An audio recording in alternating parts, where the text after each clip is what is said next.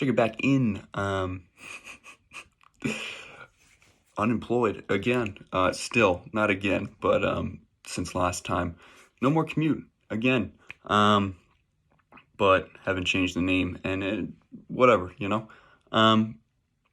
We're 2 games into the NBA season for like the Bucks and Warriors, and we are 1 game in for the rest of the league.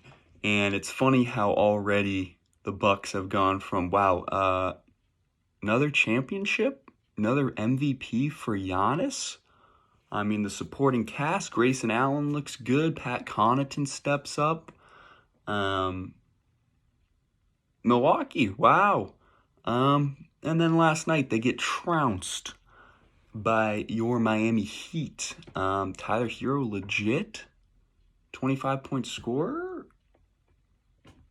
Jimmy Butler, Kyle Lowry, Bam Adebayo, best defensive team in the league. I don't know. Obviously, Milwaukee's probably in between championship and, solid playoff team. It's just funny how, the difference a game can make. And obviously Brook Lopez, Jrue Holiday didn't play against Miami, and they were probably pretty geared up in the opener. And, obviously it's tough to come back after that. But the Warriors beat the Lakers. No Klay Thompson, obviously. No James Wiseman.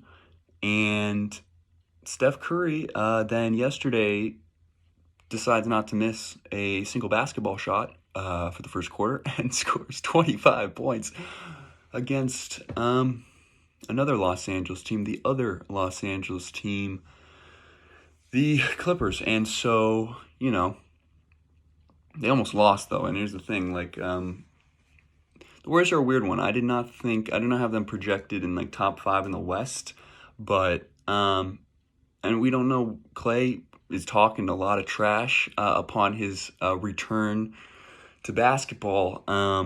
Not sure what version of him we're going to get, but, generally speaking, I feel like he's an improvement versus, just not playing at all.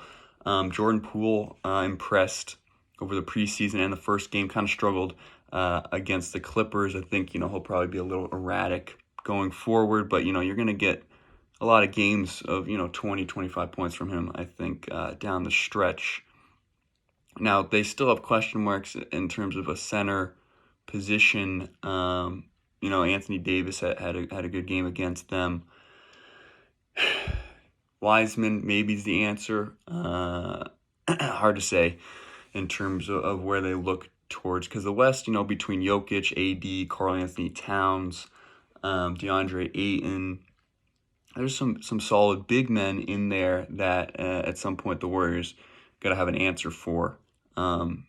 Rudy Gobert, maybe not so much on the offensive end, but on the defensive end, certainly a problem for these Golden State Warriors. So that's thoughts on the first teams to 2 games of the season. Going forward, LaMelo Ball, impressive start. Anthony Edwards, impressive start. I think, you're looking at the guys going into their sophomore years. You're looking for a big jump, more in consistency, and that will probably be reflected in the numbers. It probably will be a jump.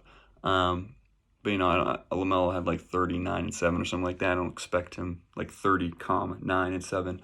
I don't expect those numbers every night, but I feel like he's going to be someone who's going to see a big bump in production, just in terms of getting, already having a sense of the game going into the year, having more confidence, and having Mason Plumlee. Not really. I don't think that will make that big a difference to LaMelo's numbers, but I think Edwards also, from a scoring standpoint, having Karl Anthony Towns, D'Angelo Russell healthy, I think is a bonus. He's not going to be the number one focus of every defense every night. So I look at them to have, great years. I think I wouldn't be surprised if LaMelo is at least an all-star consideration. Obviously a fan favorite, someone that everyone loves watching play. So I think the fan vote will be in his favor, whether, media vote and all that, is kind of hard to say. Houston, the bottom of the league, projected bottom of the league, if we're talking Houston, OKC, Orlando, Detroit, did not impress. Obviously low expectations, but still Houston got trounced by Minnesota. I guess trounced is the verb of the day. Jalen Green had like one of the worst plus minuses in a debut ever or something like that. Kevin Porter, not ideal start to the season for him. And Houston Rockets, have some very capable players, and those two guys in their backcourt, and then, Christian Wood, obviously, we know what he can do. Sengun, I forget how to say his first name. A promising rookie, who will have, some time to develop, I think, in Houston. But yeah, not an impressive showing to start. For Houston, same goes for Orlando. Although Mo Bamba, I gotta say, I think Mo Bamba, it's just a fun name to say.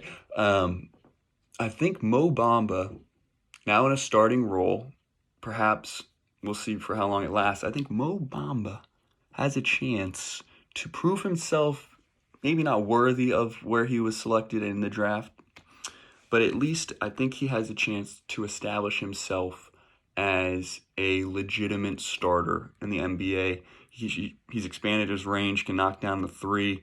He's long as hell, which, always kind of equates to blocks most of the time.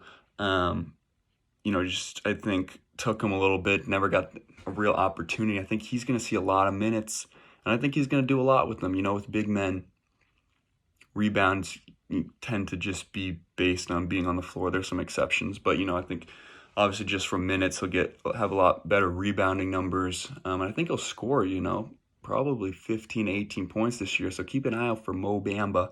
They're incorporating Suggs, Cole Anthony, hopefully another rookie last year that will is going into a sophomore campaign looking to improve and build upon what he had last year. Franz Wagner also there. They extended Wendell Carter. It's not the most sexy young core. There's stuff there to work with. And Gary Harris, Terrence Ross could be an interesting package during the trade deadline if they want to get younger. It probably won't get you a first-round pick, but, I think Orlando's ready to kind of rid themselves, of anyone that doesn't really fit their timeline. I feel like now's the time to find other locations for them to go. And OKC, Josh Giddey, not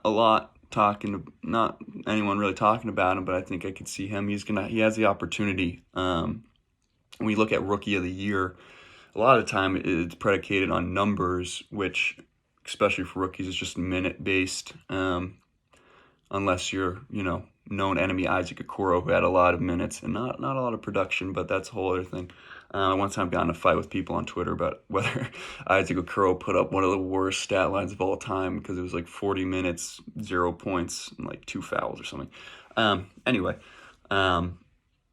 In terms of Rookie of the Year, Josh Giddey has the opportunity, whether, he can compete with Jalen Green, Kane Cunningham. Obviously, he hasn't made his debut yet. But Chris Duarte, Indiana Pacers, wow. Puts up like 20-plus points, starts the game. Pretty impressive. So that's kind of my take now. First 2 games for some teams, most of them playing tonight. But, look to keep talking, keep the conversation going. Feel free to subscribe, whatever. And check in later. So take care of yourselves. Take care of yourselves. Take it easy. And I'll see you next time.